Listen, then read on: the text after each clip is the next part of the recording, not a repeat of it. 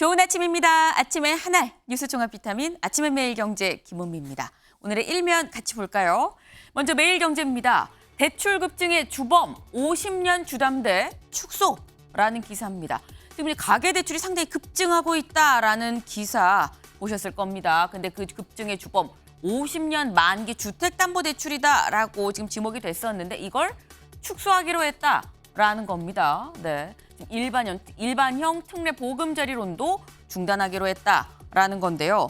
여기 보면 40대 이상 중장년층이 특히 이런 걸 좀 받기 어려워 보인다라는 얘기가 나옵니다. 이유, 이제는 재무, 연령을 따져서 실제로 50년 상환이 가능하냐를 판단을 하고 주겠다. 상당히 좀 받기가 까다로워진다라는 얘기인 거죠. 네.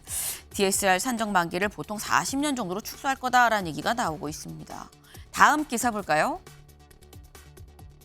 국민일보입니다. 러시아 인공위성 돕겠다. 북 함께 싸우겠다. 네. 어제 북러 두 정상 만났습니다. 푸틴 대통령과 김정은 북한 국무위원장. 지금 보시는 바로 이 사진처럼 두 사람 한 자리에서 지금 만났습니다. 여기서 나온 얘기가 러시아는 북한의 인공위성 발사를 돕겠다라고 얘기를 했고요. 북한은 함께 싸우겠다라고 얘기를 했습니다. 이 얘기 잠시 뒤에 대담으로 좀 깊게 짚어보겠습니다. 다음 기사 보겠습니다. 세계일보입니다. 국방 신원식 문체 유인촌 여가 김행. 어제 예고됐었던 대로 2차 개각 발표가 있었습니다. 국방부의 신원식 문체부 장관의 유인촌 여가부 장관의 김행이 지금 들어갔는데 윤 대통령 세 개 부처 개각을 단행했다라는 거죠. 근데 이 사실 개각 발표는 예고가 돼 있었던 부분인데 여기에 대한 평가도 좀 같이 이어서 보겠습니다. 다음 기사 보시죠. 서울신문입니다. 문책성 개각이다. 윤 국정 드라이브. 네. 앞선 장관들에 대해서 문책성 개각이었다라고 서울신문 지금 얘기를 하고 있습니다. 윤 대통령 이번에 이 개각을 통해서 국정 드라이브를 걸었다라는 평가가 서울신문의 평가고요. 다음 기사 같이 좀 보시죠. 한겨레는 이렇게 평가했습니다. 또 MB맨 윤 대통령 유인촌 문체장관 후보 지명. 네. 유인촌 이 장관 후보자의 경우 이 이명박 전 대통령 때 이미 문체부 장관을 한번 했었죠. 그런데 이번에 또 MB맨이냐? 네, 이 다시 한번 지명한 부분에 대해서 MB맨이 너무 많다는 취지의 이 기사 제목을 따로 또 뽑았습니다. 네, 저희가 지금 어제 있었던 개각 발표 관련해서 기사 3개를 같이 좀 보여드립니다. 다음 기사 보겠습니다. 동아일보입니다. 리비아 대홍수 사망 최소 6천 명, 실종 10,000명입니다. 네. 어제 저희가 사진 기사를 소개를 해드리면서 리비아의 이 홍수 사태 전해드렸었는데 어제 말씀을 드릴 때 최소 5,300명 이상이다 말씀을 드렸습니다. 그런데 지금 최소 6,000명이 숨진 걸로 지금 집계가 되고 있고요. 실종은 더 많습니다. 실종이 10,000명입니다. 네. 한밤에 댐이 붕괴되면서 피해가 급증하고 있다. 도시를 통째로 바다로 휩쓸고 갔다라는데 이 기사는 저희 다음에 이어질 사진 기사로도 좀 같이 이어집니다. 사진 볼까요? 네, 바로 이 모습입니다. 왼쪽의 이 모습은 리비아의 홍수가 오기 전 지난 2일에 이 위성으로 찍은 이 지금 모습인 거고요. 그리고 오른쪽에 있는 이 모습 온통 지금 붉다고 해야 될까요? 누렇다고 해야 될까요? 완전히 다 쓸려 내려간 이 모습이 홍수가 있고 지난 12일에 찍은 위성 사진입니다. 얼마나 많이 다 쓸려 내려갔으면 지금 보시면 이 바닥까지 전부 누렇게 변했습니다. 정말 모든 게 다 휩쓸려 내려갔다라는 거죠. 네. 한또 기사에서는 이 대홍수가 16,000명을 지중해로 사라졌다. 16,000명이 지중해로 사라졌다라는 또 제목까지 뽑았었습니다. 네. 부디 피해가 더는 커지지 않기를 좀 바라면서요. 이럴 때 국제사회의 도움이 정말 절실하다라는 점을 거듭 좀 말씀을 좀 드립니다. 아침에 매일경제 뉴스 종합 비타민. 네. 언제나처럼 TV로 보시다가요. 네, 궁금한 점은 유튜브 댓글로 남겨주시면 또 같이 얘기를 해보겠습니다. 오늘 함께해 주실 분들 소개합니다. 안녕하세요. 네, 반갑습니다. 네, 첫 번째 키워드 왕따들의 만남입니다. 저희가 한 얘기가 아닙니다. 지금 쌍따옴표가 붙었죠? 일단 기사를 같이 보시죠. 지가강 푸틴, 이번엔 30분 먼저 도착. 직경 8m인가? 김정은 폭풍 질문. 네, 앞서 일면에서 전해드렸던 것처럼 북러 정상 두 사람 만났습니다. 만나기 전에 지가광이라는 이 별칭이 붙은 푸틴이 이번엔 30분 먼저 도착해 있었다라는 겁니다. 네.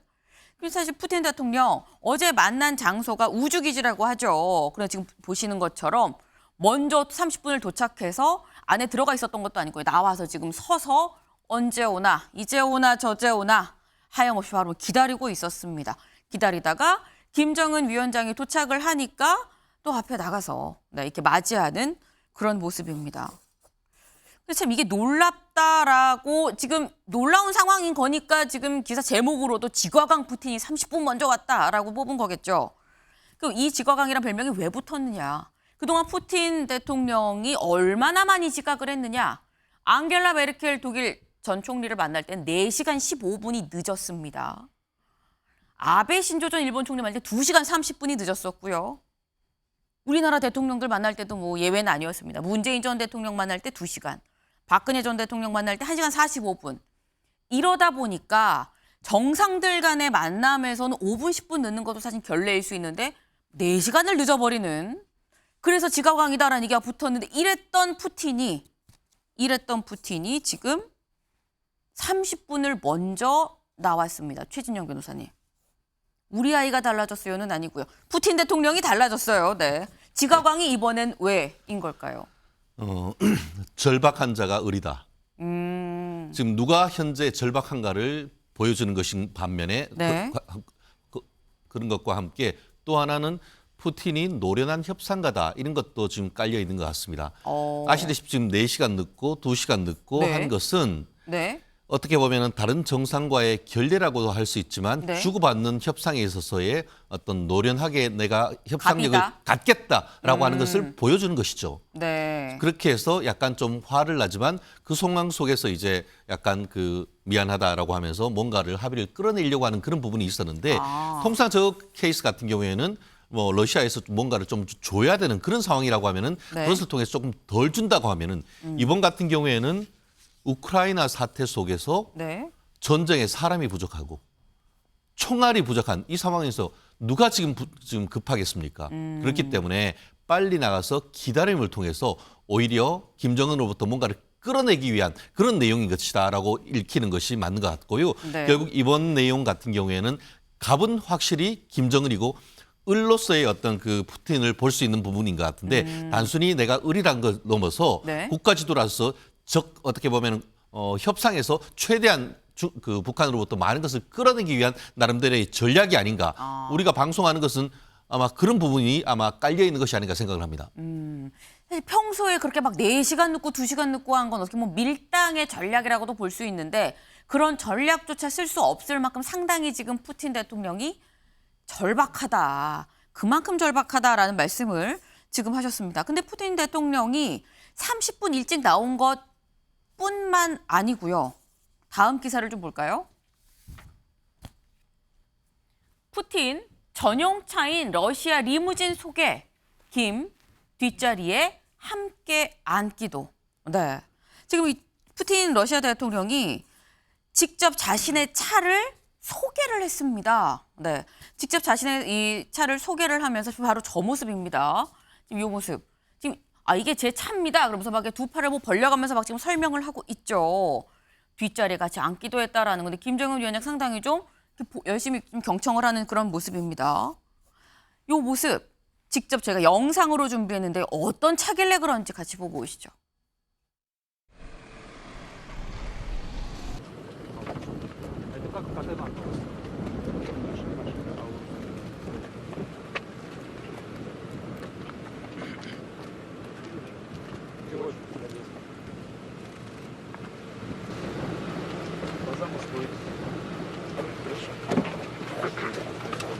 네, 일단 영상으로 보기에는 그냥 좀 시커멓다. 무슨 차인지 잘 모르겠다. 하실 수 있을 것 같아요. 그래서 저희가 이 차를 좀 알아봤습니다. 무슨 차인데 이렇게 얘기를 한 걸까 보니까 푸틴의 자동차 아우루스라고 해요. 러시아판 롤스로이스다라는 이 별칭이 좀 붙어 있습니다. 그만큼 외양도 좀 비슷하고 보니까 뭐 가격도 좀 비슷하기도 하고요. 네, 아우루스다. 방탄 기능이 있고요. 잠수도 가능합니다. 근데 물론 이거는 이제 푸틴의 자동차에 한해서 지금 기능이 추가됐다라고 하는데 통신 시스템, 그러니까 위성 전화도 사실 가능하고요. 어떤 경우에서도 이 교신이 가능하다라는 거. 가격이 24만 5천 달러, 우리 돈으로 2억 7천만 원이 넘는다. 한 3억 원 가량 되는 상당히 좀 고가입니다. 근데 그래서인 건지 지금 제 차가 이건데요. 막 문을 좀 열어봐 주기도 하고요. 안에 이렇고요. 또 얘기를 하기도 하고요. 좀 굉장히 좀 자세하게 막 두 팔 써가면서 막 설명을 하고 있어요. 그런데 이거는 박진호 위원님, 차를 소개한다는 건 이거는 어떤 의미인 걸까요? 우선 이제 그 푸틴 대통령 같은 경우는 항상 네. 그 신변의 위협을 받고 있는 인물이 아니겠습니까? 그쵸. 그런 사람에게 있어서 이제 방탄 차량은 곧 자기의 생명과 직결된 문제인 것이고, 그러한 의미에서 봤을 때 자기가 가장 소중하게 생각하는 물건 중에 하나를 네. 이제 그 김정은 위원장에게 보여준다는 것은 그만큼의 친분을 가시한다라고 보여줄 수 있고요. 또 이번 그 북러 그 이제 정상회담 가능성, 그리고 지금 현재 또 열린 것에 대해서 지금 네. 국제사회에서 뭐 사실상 하나의 목소리로 엄청난 이제 그 비난을 퍼붓고 있는데요. 네. 그러한 상황에도 불구하고 이제 그 푸틴 대통령이 김정은 위원장에게 저러한 모습을 보여주고 또 뭐 미리 와서 이렇게 만나고 환대한 것은 네. 그만큼 그 자신이 이제 국제사회의 그런 비난에도 불구하고 나만의 이제 마이웨이식 이제 그 이제 뭐랄까 이제 방향으로 계속 지속하겠다는 것을 그런 가감성을 보여준다고 저는 생각하고 있습니다. 그러니까 지금 굉장히 모두의 이목이 쏠려 있기 때문에 더 좀 친하게 내 목숨을 지금 담보하고 있는 이 차까지도 내부까지 다 보여주고, 그리고 나는 이렇게 아무리 뭐라 그래도 마이웨이 가겠다라고 얘기를 한 의미가 아니겠느냐라는 건데, 또 혹시 이런 생각하진 않으세요? 왜 자꾸 다른 나라 정상들은 김정은 위원장한테 차를 소개하는 걸까? 네. 사실 푸틴 대통령 말고 앞서서 김정은 위원장한테 자신의 차를 소개한 사람이 또 있습니다. 그 모습 같이 보고 오시죠.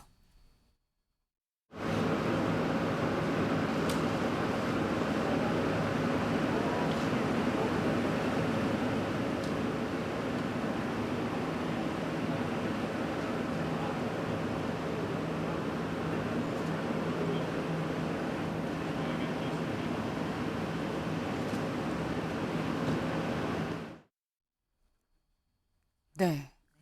트럼프 당시 미국 대통령도 김정은 위원장한테 이거 제 차인데 타보실래요? 라고까지 그때 얘기를 했었습니다. 근데 그때 김정은 위원장 안 탔습니다. 근데 어제는 아우루스를 탔습니다. 장 변호사님. 네. 근데 그때는 안 타고 지금은 탔다. 그럼 트럼프는 못 믿어도 푸틴은 믿는다는 걸까요? 사실 외교회장에서 정상들이 하는 행동 중에 의미 없는 행동은 없습니다. 네. 그렇기 때문에 분명히 차이는 있다라고 생각이 드는데요. 그래서 조금 다른 상황인 것은 이제 푸틴 대통령이 차를 소개해주고 타는 상황과는 좀 달리 네. 저 장면 같은 경우에는 트럼프 대통령과 회담을 마치고 나가면서 네. 트럼프 대통령이 먼저 차를 타는 장면이었기 때문에 그 과정에서 차를 소개해주고 네. 뭐 타볼 기회까지는 없지 않았나라는 생각은 드는데요. 그렇다 하더라도 북한 입장에서는 러시아와의 관계와 또 미국과의 관계는 정말 하늘과 땅 차이만큼 나는 상황이잖아요. 네. 그럼 사실 차를 같이 소개해주지만 뒷자리에 타고 안 타고 또는 그 소개해주는 모습 속에서 보여지는 서로 간의 친밀감이나 네. 또는 신뢰도가 얼만큼 구축되어 있는지 이런 모습들이 보여지는 장면에서는 분명히 차이점이 있다라고 보이고요. 일단 트럼프 대통령, 미국 전 대통령 같은 경우에도 네. 김정은 위원장에게 타라고 권유는 했지만 실제 탈 거라고 생각하지는 않았을 것 같고요. 김정은 위원장도 사실 굳이 내가 여길 타야 되나 이런 생각을 했을 것 같거든요. 그러나 네. 어제 푸틴 자동차에는 네. 그렇게 바로 올라가서 서로 같이 앉는 모습을 연출하는 것 자체가 네. 국제사회에 그만큼 북한과 러시아의 관계가 친밀하고 상호 신뢰도가 구축돼 있다. 이런 것을 보여주기 위한 장면 아니었나 생각이 듭니다. 네. 사실 아까부터 계속 나온 얘기가 결국은 세계의 이목이 집중돼 있기 때문에 이렇게도 친하고 저렇게도 친하고 우리는 계속 친하다라는 거를 과시하려는 생각 아니었을까라는 지금 분석들이 나오고 있습니다. 근데 사실 두 정상이 만났습니다. 두 정상이 만났는데 지금 뭐 차 소개하고요, 뭐 차 자랑하고 뭐 이런 게 중요한 건 사실 아니죠. 만나서 그래서 무슨 얘기를 했느냐가 상당히 좀 중요할 겁니다. 다음 기사 보시죠. 김정은 만난 푸틴, 위성 개발 돕겠다. 네. 위성 개발, 위성이라고 얘기하고 우린 미사일로 보통 읽죠. 네. 푸틴 위성 개발 돕겠다라고 얘기를 했습니다. 여기 밑줄을 좀 같이 볼까요? 푸틴 대통령은 현지 매체에서 북한의 인공위성 개발을 도울 것이냐라고 질문하자 그래서 우리가 이곳에 온 것이라며 김정은은 로켓 기술에 큰 관심을 보이고 있다라고 얘기를 했다라는 겁니다. 이곳이 어디냐? 두 사람이 만난 장소겠죠. 어디서 만났느냐? 러시아 아무르주 보스토니치 이 우주 기지에서 만났습니다. 만난 장소 자체가 러시아의 기술을 북한에 주겠다는 의도 아니겠느냐라는 건데 아까 잠깐 그 처음에 있었던 매경 기사를 좀 같이 볼까요? 매경 3면. 여기 지금 아까 저희 직거각만 봤죠. 두 번째 줄을 좀 주목을 해야 될 것 같습니다. 직경 8m인가? 김정은 폭풍 질문. 김정은 위원장 직접 폭풍 질문을 쏟아냈습니다. 직접 보고 오시죠. А это 비행체까지 포함해서 8m네, 저게. Это вот диаметр, сказали, что 8 метров там написано. А это включая вспомогательный блок? 이 우주발사에서 발사할 수 있는 제일 큰 대형물이 그 발사 추진력이 있는데 이게 뭐 화염.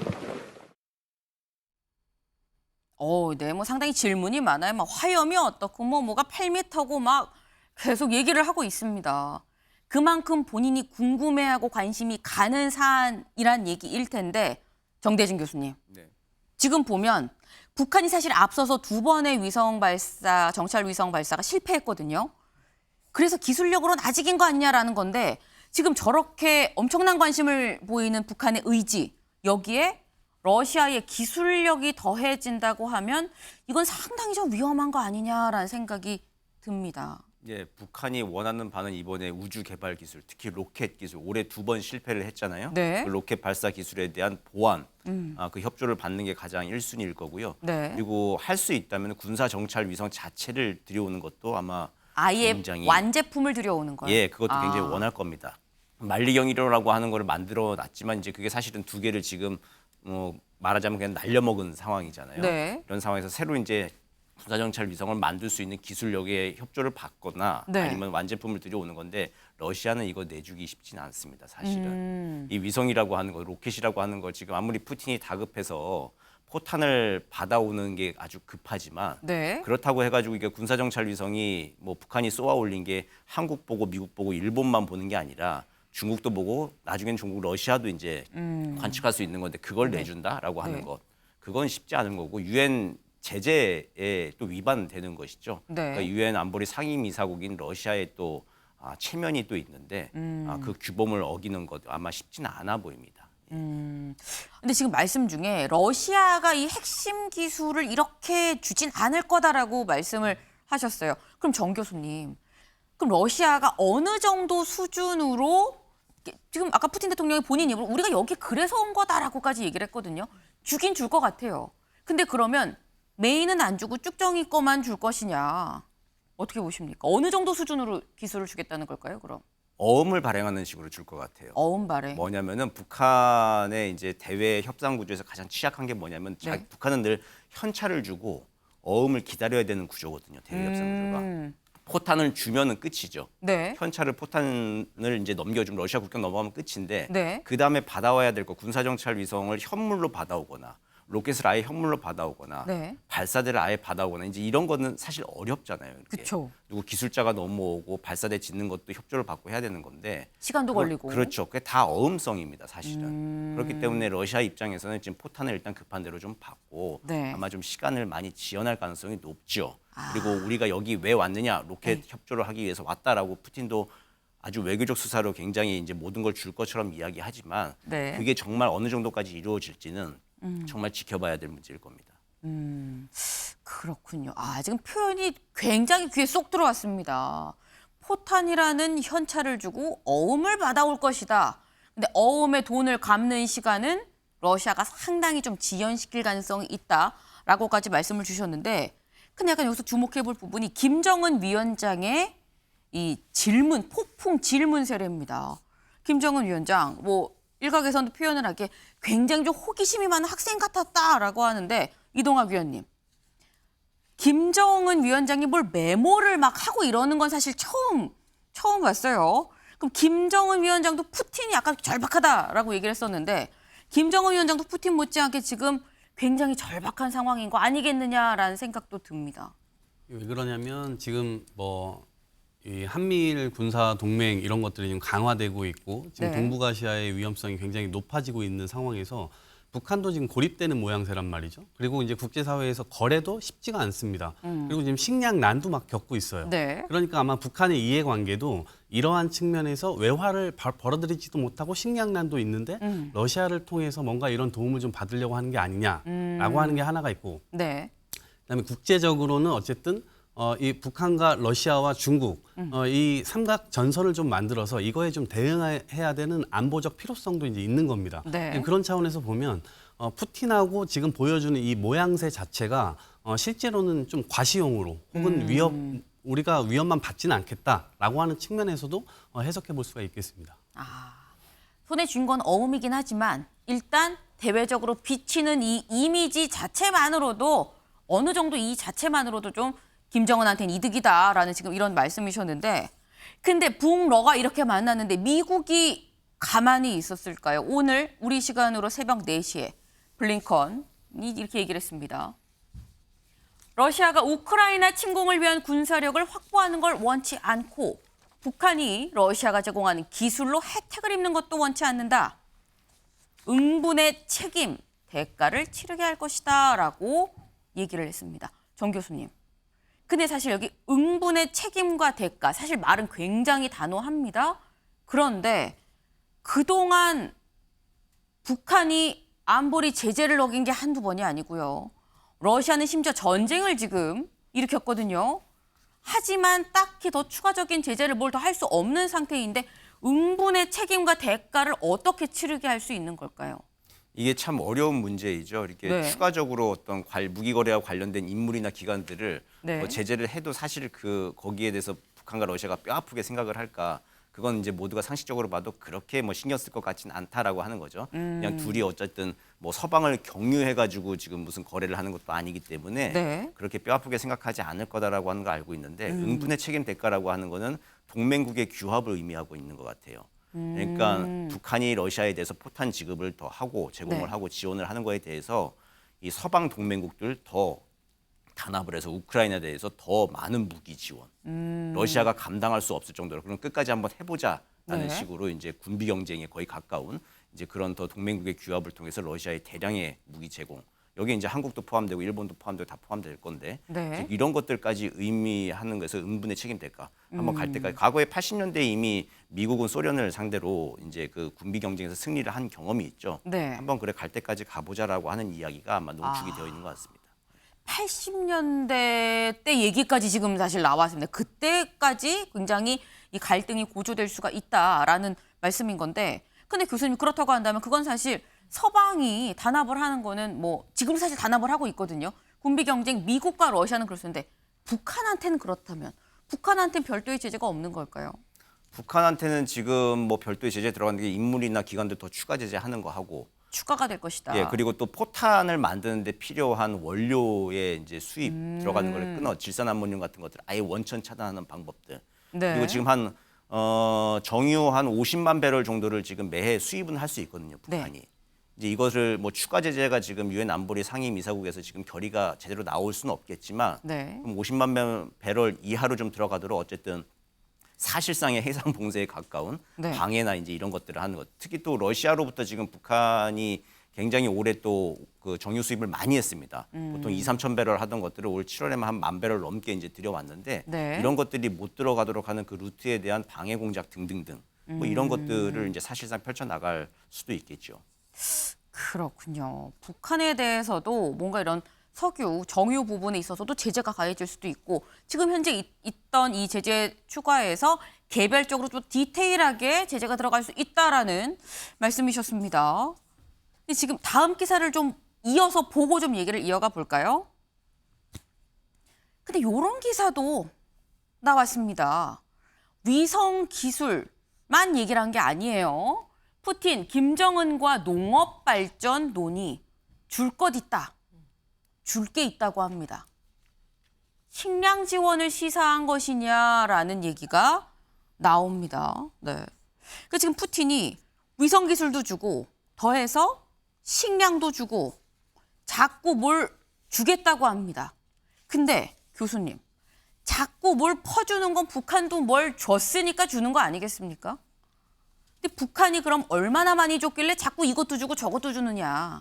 북한은 뭘 얼마나 준 걸까요? 북한 아마 원하는 만큼의 포탄을 지속적으로 공급하겠다라고 네. 하는 걸 약속을 했겠죠. 7월 27일 날 북한의 전승절 기념식에 이제 쇼이구 국방장관 왔을 때 그 직후에 8월 초에 네. 김정은 위원장이 직접 군수공장 현지 지도를 했습니다. 네. 그걸 대대적으로 보도를 했는데 거기서 실제 소총 사격도 하는 모습들 보여주는데 이게 맞아요. 뭐냐면은 김정은 위원장이 직접 품질 보증서를 사실상 발행을 해주는 그런 모습 같았어요. 그러니까 바이어인 러시아에 대해서 우리 네. 무기 탄약, 포탄 이렇게 잘 갖춰져 있고 내가 직접 챙기고 있다라고 하는 메시지를 8월 초에 또 보냈던 것이죠. 그리고 또 그 이후에 또 러시아 실사단이 왔다 갔고 해서 이미 상당 부분 논의는 다 아마 끝나 있을 겁니다. 네. 원하는 만큼의 그래도 지금 러시아가 우크라이나 전쟁에서 지금 포탄이 없어요. 진짜 거의 피가 말라가는 그런 상황이거든요.